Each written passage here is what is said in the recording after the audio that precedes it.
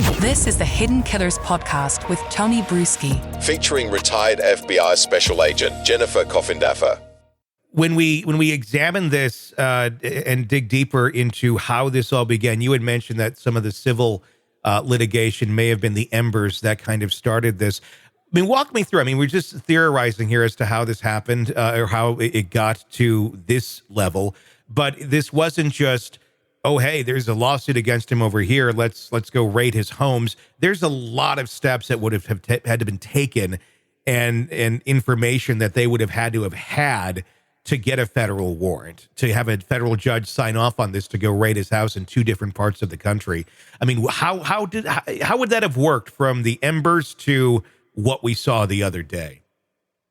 Yeah, so how that would have started again is one of these individuals, and of course my just an educated guess is Rodney Little Rod Jones, who was his former producer, and really the detail and the allegations that he alleged, as I said, ran the gamut.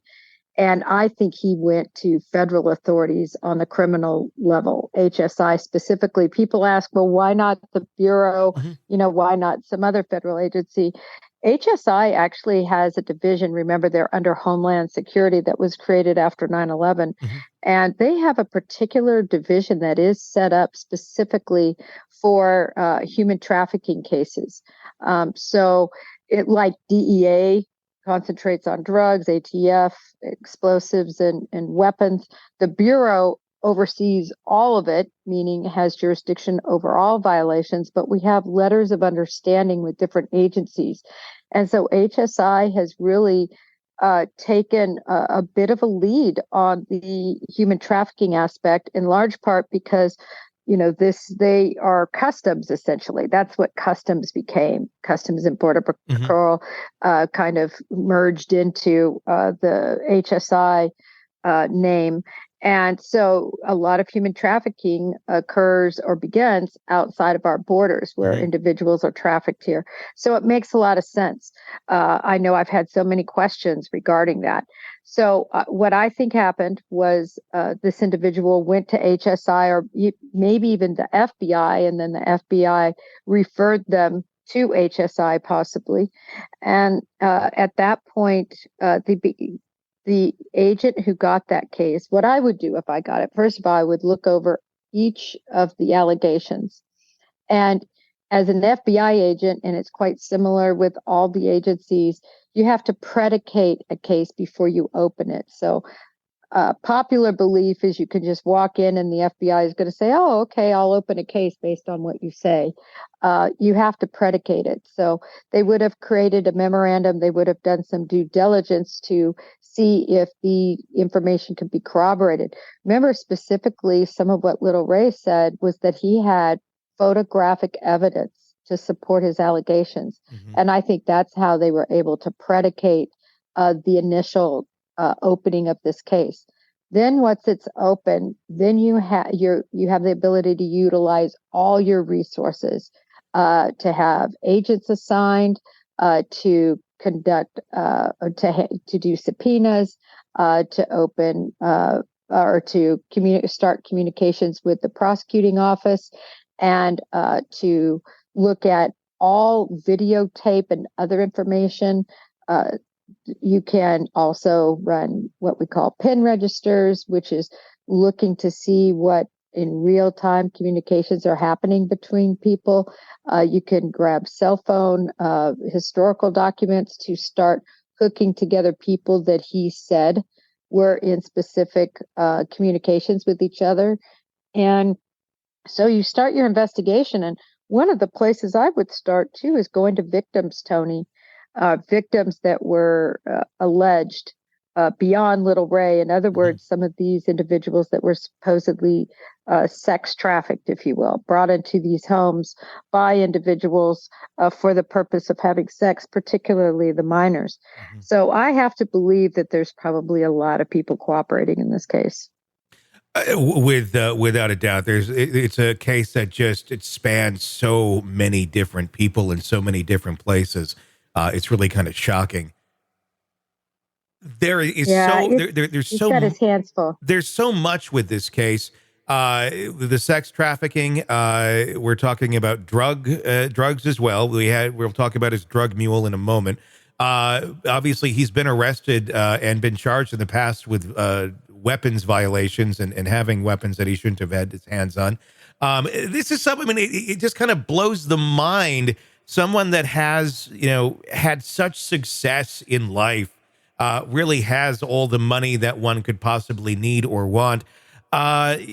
Why go down this road? Why? I mean, is that the answer though? It's because of the excess that he has in life that you just keep searching for more. Then you get to such edges of what's acceptable in society that then they start teetering into these dark areas of things like sex trafficking and all the drugs and all of that.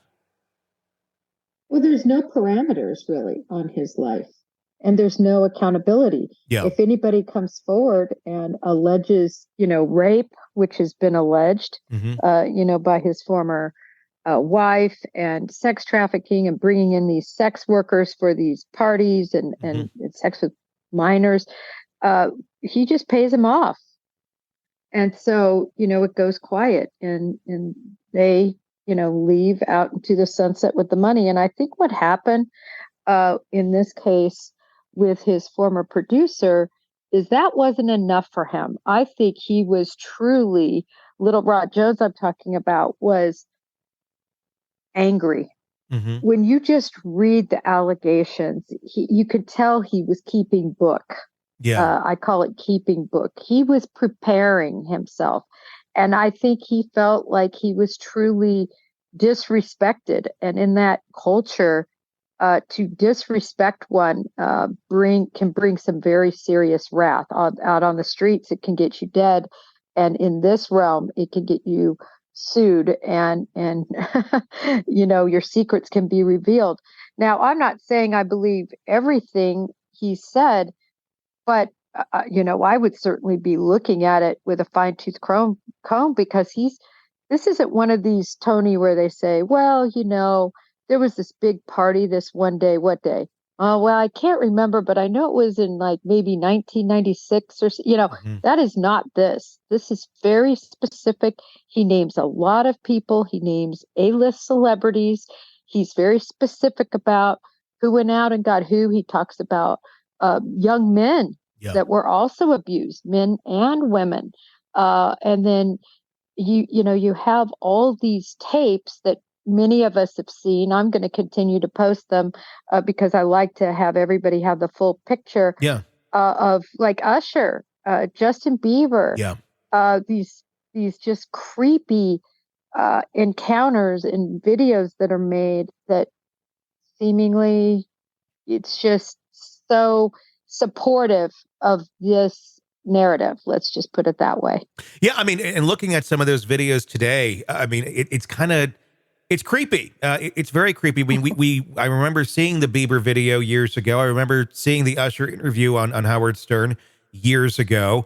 The reaction I think was very much like, well, there's stuff that goes on behind the scenes that we don't know about.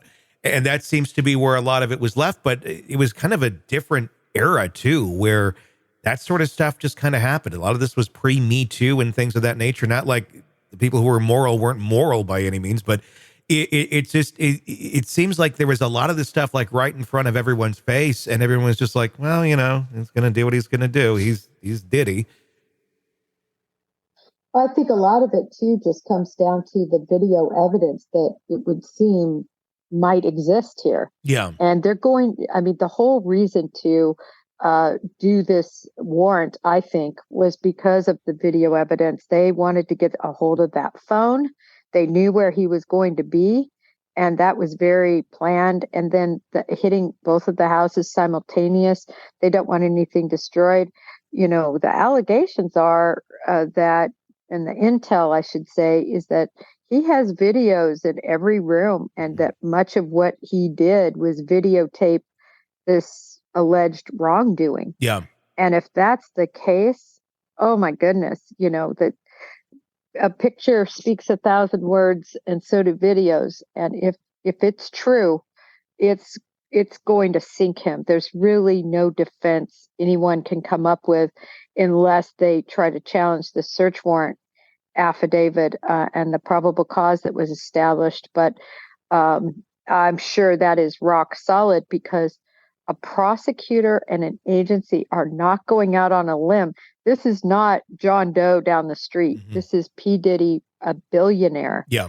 That they're going after. And I just think that I truly believe that enough people were just angry with him, disrespected by him, and they had had enough. And no amount of money they weren't going to take it. They want him to go down. Sick of the ads? We are too. Start listening with no commercials now and get access to all of our episodes in advance of everyone else. Become a True Crime Today Premium Plus subscriber on Apple Podcasts. Search True Crime Today Premium Plus on Apple Podcasts or go to our podcast page and sign up now. True Crime Today Premium Plus. Sign up now.